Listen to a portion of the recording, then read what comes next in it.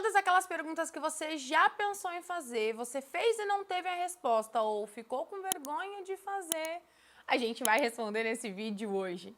Eu sou Patrícia Bonetti e eu vou te trazer as respostas mais polêmicas das perguntas que todo mundo gostaria de fazer para um advogado especialista em direito previdenciário. Hoje eu vou trazer para vocês algumas perguntas que estão aqui no meu telefone, especificamente 7, e aliás, 7 é meu número da sorte, para a gente discutir e entender as questões polêmicas que nós temos hoje, junto com o INSS. Então, o vídeo de hoje é: doutora Patrícia Bonetti, responde aqui para mim. Pergunta de número 1. É verdade que algumas pessoas conseguem burlar o sistema para receber benefícios sem realmente merecer? E é verdade, não deveria acontecer, obviamente, como vocês já sabem, né? O próprio nome disse aí burlar, e burlar não é permitido. Mas sim, algumas pessoas acabam omitindo informações, acrescentando informações que pode causar algum prejuízo lá na frente. Então, se você se utilizou de qualquer vínculo frio para conseguir um benefício previdenciário ou fez a famosa casadinha, ação trabalhista e previdenciária, mas que ela nunca existiu, tome cuidado. Hoje, dentro do sistema do INSS, existe o MOB, que é uma equipe especializada em identificação de irregularidades e fraudes dentro do sistema previdenciário. Nós temos uma lei que trata rigorosamente disso, que é a 13846 de 2019, que cuida exatamente de benefícios que têm algum indício de irregularidade ou fraude. Isso é punido severamente, de maneira civil, criminal e administrativa. Então, muito cuidado. É verdade, mas cuidado. Pergunta de número 2 que fizeram por aqui. Por que algumas pessoas recebem benefício com um valor muito mais alto e outras quase não conseguem nem sobreviver? Isso daqui, pessoal, vai estar sempre relacionado com quanto você pagou para a Previdência Social. Sempre que você recebe um benefício da Previdência, ele está te dando uma contrapartida de um pagamento que você fez para ele antes. Inclusive, é por isso que na maior parte dos benefícios previdenciários, nós precisamos do que chamamos de qualidade de segurado. Estar pagando Previdência Social ou já ter pago em algum período. E aí você pode ter direito à extensão do que nós chamamos de período de graça, de 3 a 36 meses. Mesmo sem estar pagando, você mantém qualidade de segurado, que é requisito para todos os benefícios da Previdência Social. E, além da qualidade de segurado, também exige um outro requisito, que é a famosa carência. Número mínimo de contribuições paga para o sistema previdenciário antes de gozar de um benefício. E aí existem benefícios que exigem, benefícios que não exigem, e os que exigem, cada um deles tem ali um tempo mínimo que você tem que ter pago para a Previdência antes de ter acesso ao benefício. Assim como, pessoal, a média salarial dos seus salários de contribuição vertido para a Previdência Social. Então, é claro que se uma pessoa sempre pagou o teto da Previdência Social e outra sempre pagou o salário mínimo, não tem como, no final do recebimento desse benefício, o valor do benefício das duas serem idênticos ou parecidos. Afinal de contas, hoje o teto da Previdência Social supera R$7.000 e o salário mínimo é R$1.320. É óbvio que quem traz a contraprestação ou a remuneração previdenciária sobre teto e sobre salário mínimo, quando for receber um benefício, vai ter aqui uma diferenciação. A próxima pergunta é: o governo tem direito, essa é boa, hein, de mudar as regras das aposentadorias após eu ter contribuído por tanto tempo? E olha, eu infelizmente tenho que te dizer que sim. Eu também briguei muito por isso já, tá? Eu sempre discuti a questão do direito adquirido, né?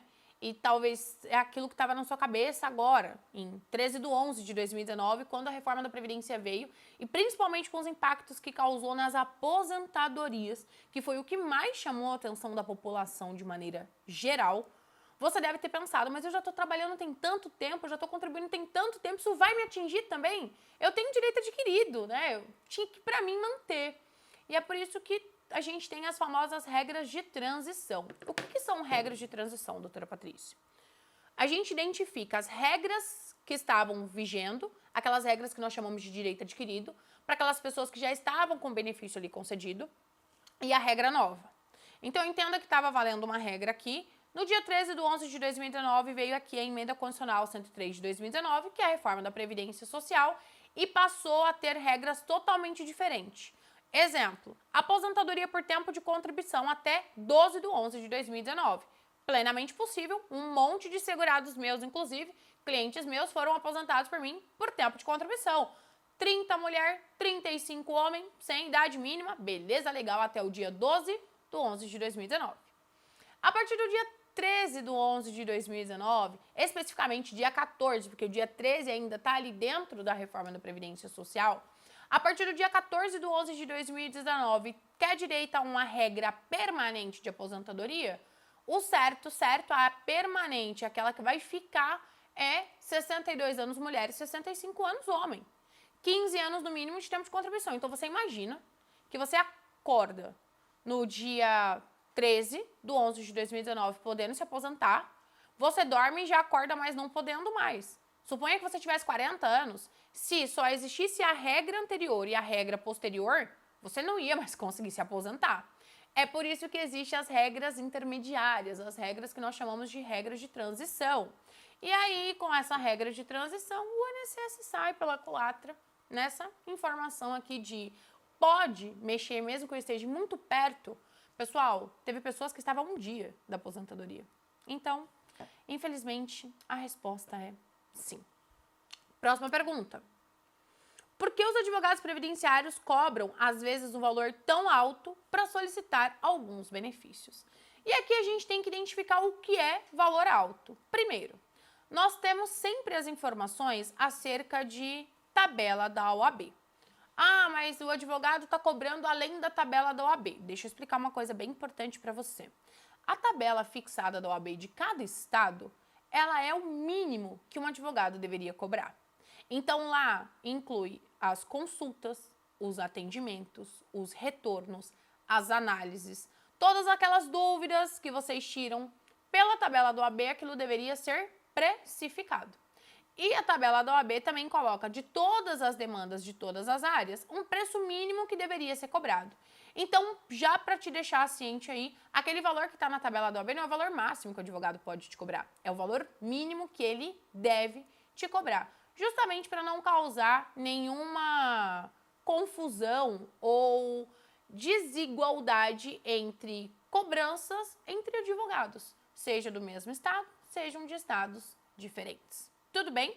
Então, cada profissional tem o seu preço, o seu tempo, sabe do valor da sua prestação de serviço. Por exemplo, hoje, dentro da minha advocacia, são mais de 14 pessoas especializadas para o atendimento em setores divididos em venda, pós-venda, operacional, as pessoas dos prazos, quem protocoliza os processos de vocês, quem retorna vocês.